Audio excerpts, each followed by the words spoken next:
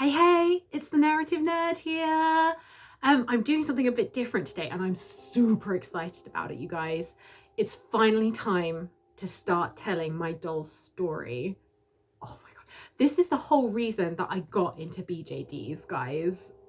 I cannot tell you how just excited I am about this. And I hope that I can tell this story in a way that makes you guys excited as well, especially because I have been talking about these guys through all my videos. So yeah, without further ado, let me get into it. So first of all, I did actually try telling this story a couple of ways. I filmed a couple of takes. None of them have been right. So I'm actually going to try and do this by starting off doing the Get to Know Your BJD Tag by Jeffacake. I might sort of talk about it more at the end. I will try and leave a link to the original video as well. Yeah, so here we go. So this is the Get to Know Your BJD tag, and the first up is Kaito. So, what's your doll's name and do they have a story? Yes, otherwise we would not be here, would we? This is Kaito Shianata. He is the protagonist of the story Rigor Mortis. That's the first story in the series that sets off events for everything else that happens. Everything in Ashes to Ashes, just everything for all of my doll characters. Question number 2, how old are they in age? So he is 17 years old. He is a 17-year-old boy. Question number 3, are they human or a fantasy character?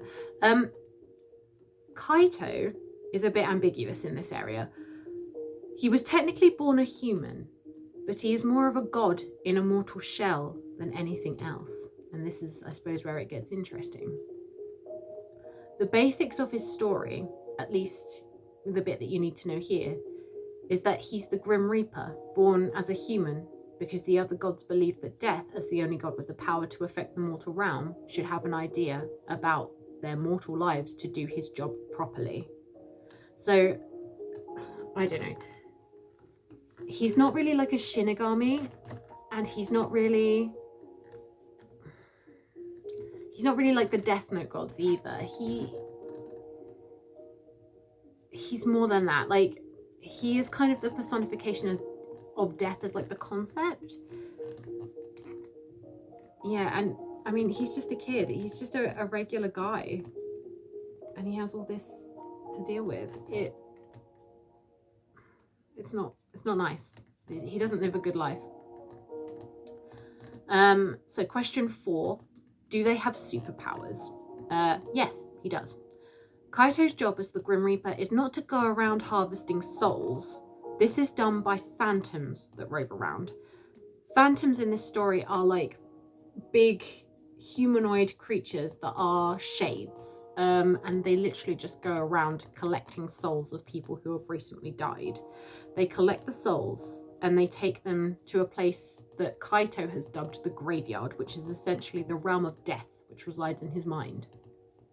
I once read that a human dies every 5 minutes. That was before population exploded even more as well. I think I was quite young when I read it. It was like maybe like late 1990s.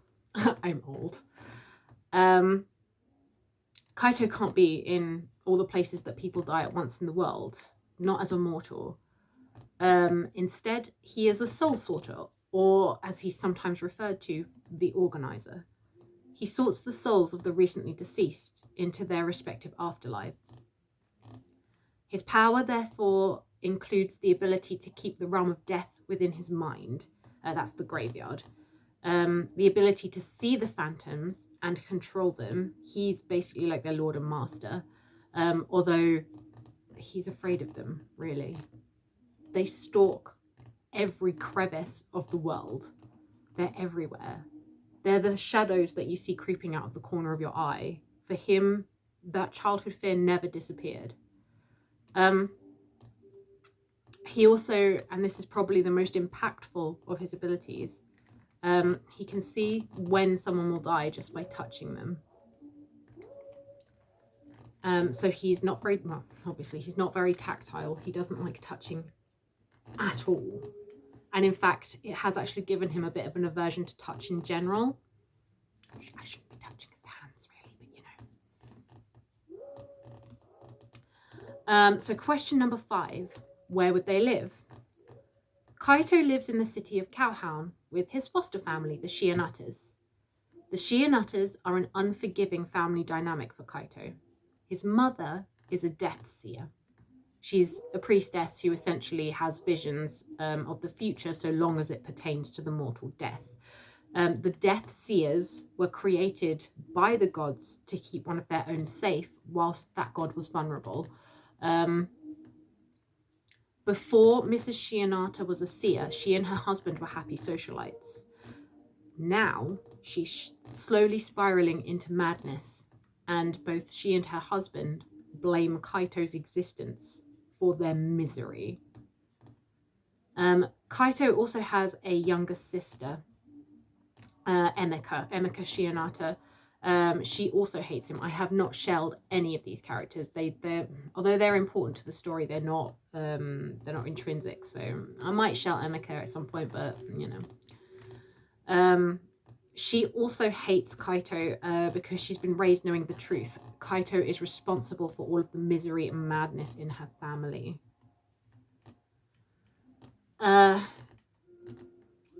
So, yeah, basically, poor Kaito. He gets no love in the real world at all.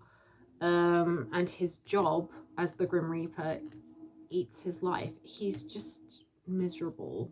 But he's only ever known misery, so he doesn't recognize it for what it is. It's poor little guy.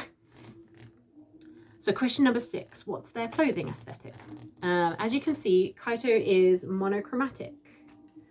He nearly always dresses in like a collared shirt, waistcoat. He has a jumper. Well, he's going to have a jumper. I don't actually have it yet, but I will be buying him a jumper with like a V-neck, like a proper one. He always has pressed trousers, the whole thing. The only concession that he makes on an everyday basis to being a kid essentially are his white trainers. The reason that he dresses monochromatically is because colours are overwhelming for him. As a boy who has to deal with the continuous deluge of souls battering his mind, he's easily overstimulated and overwhelmed. Think Hisoka from Yami no Matsue, for anybody who's ever watched that.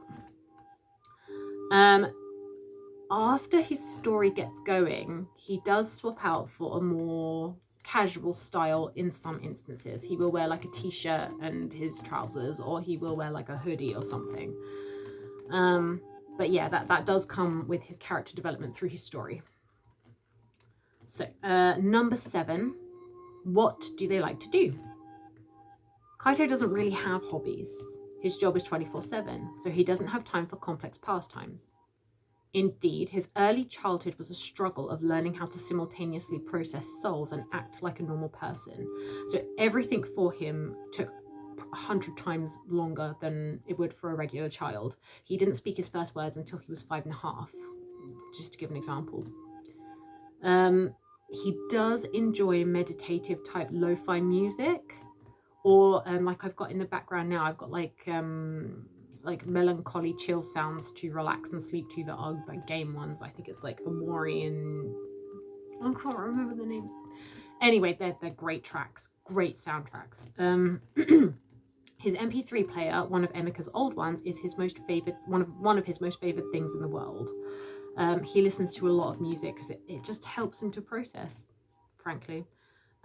He does also like reading on the occasion when he does get a lull in soul production, sorting out. His favorite book is The Count of Monte Cristo by Alexander Dumas, because he enjoys the way that Edmond, the main character, defies his circumstances continuously. The betrayal is always the thing about The Count of Monte Cristo that's noted, and the revenge and like the mindset of revenge. But Kaito appreciates that book because of the way that Edmond is tenacious about living. So yeah, that's him. That's him to a T. He also connects with it because of his actual character arc. Kaito believes that he deserves to be lonely because of what he is, what he does, and basically how his family treats him. It's the story of Rigor Mortis that explores the depth of his loneliness, how he can change, what he needs to do to change, and the people around him that make life worth living. It's the whole thing about Rigor Mortis is that it's supposed to be an exploration of life, death, appreciating life for being the joy that it genuinely is, and how loneliness actually is a staple in making life unlivable, really. It's companionship that makes life a thing. Yeah, anyway, I will genuinely get to that when we get into the story as a whole. So, last question for this particular tag. Anything else you'd like to share about this character? Kaito is a Mystic Kids Milo head on a Doll Family A 56cm boy body. I wanted to make him short in the world of SDs because one of the things about him is that most of his processing power as a child was, you know, taken up by his mind. So he's stunted growth and things like that as well. He's very short for his age. His face, let's see if you can get it. My light is really bad. I'm so sorry. His face makeup is not right. He needs to be more moody looking. And his eyes are acrylic at the moment. I want to swap those out for glass when I get my big glass eye haul next year. This year, it's 2020 now. I'm planning on sending Kaito away for a new face up by Hana Fubuki doll, because I actually really like the cartoonish way she does stuff. It kind of goes with my aesthetic when I have the money. And that's pretty much all I want to say about him at the moment. More will become apparent as I tell the story. So yeah, that's Kaito.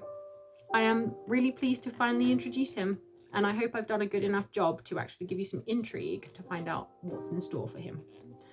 If you like the content, please hit the like and subscribe button. I update every Wednesday. Yeah, I think that's it. Thank you very much for watching. Bye.